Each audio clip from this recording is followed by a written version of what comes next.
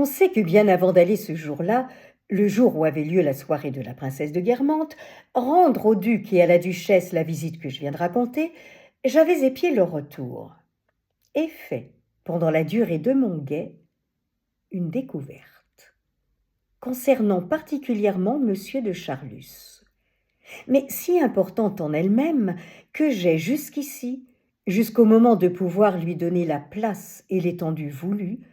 différé de la rapporter.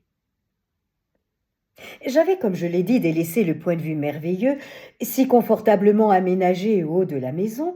d'où l'on embrasse les pentes accidentées par où l'on monte jusqu'à l'hôtel de Bréquigny, et qui sont gaiement décorées à l'italienne par le rose campanile de la remise appartenant au marquis de Frécourt. J'avais trouvé plus pratique, quand j'avais pensé que le duc et la duchesse étaient sur le point de revenir, de me poster sur l'escalier. Je regrettais un peu mon séjour d'altitude. Mais à cette heure-là, qui était celle d'après le déjeuner, j'avais moins à regretter,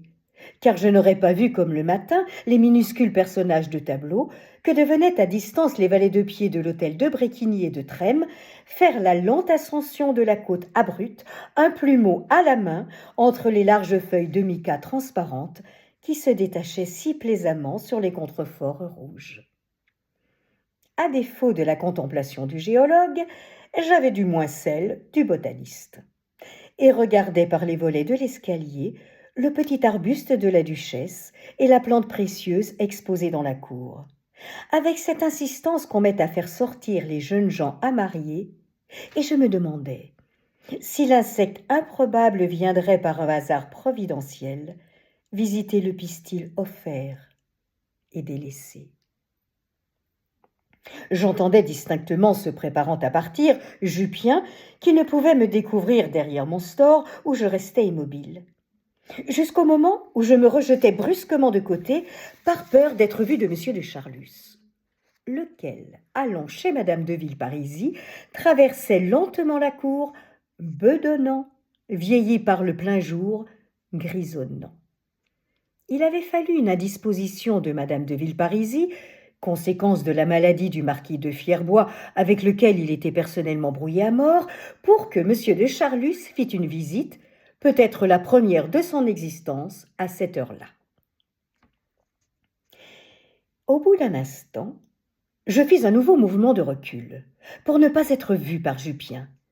C'était bientôt son heure de partir au bureau, d'où il ne revenait que pour le dîner.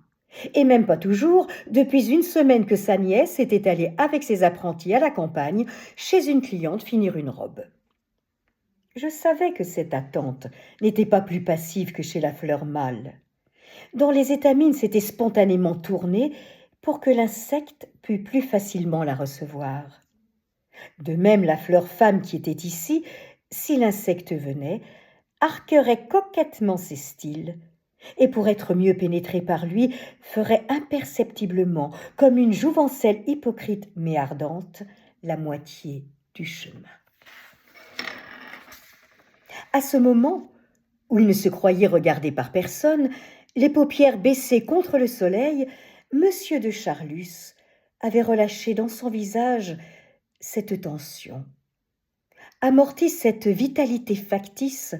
qu'entretenait chez lui l'animation de la causerie et la force de la volonté.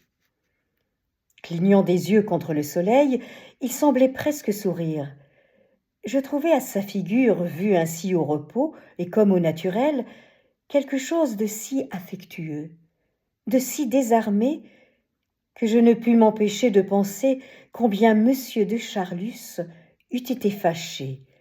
s'il avait pu se savoir regarder. Car ce à quoi me faisait penser cet homme qui était si épris, qui se piquait si fort de virilité, à qui tout le monde semblait odieusement efféminé, ce à quoi il me faisait penser tout d'un coup, tant il en avait passagèrement les traits, l'expression, le sourire, c'était à une femme.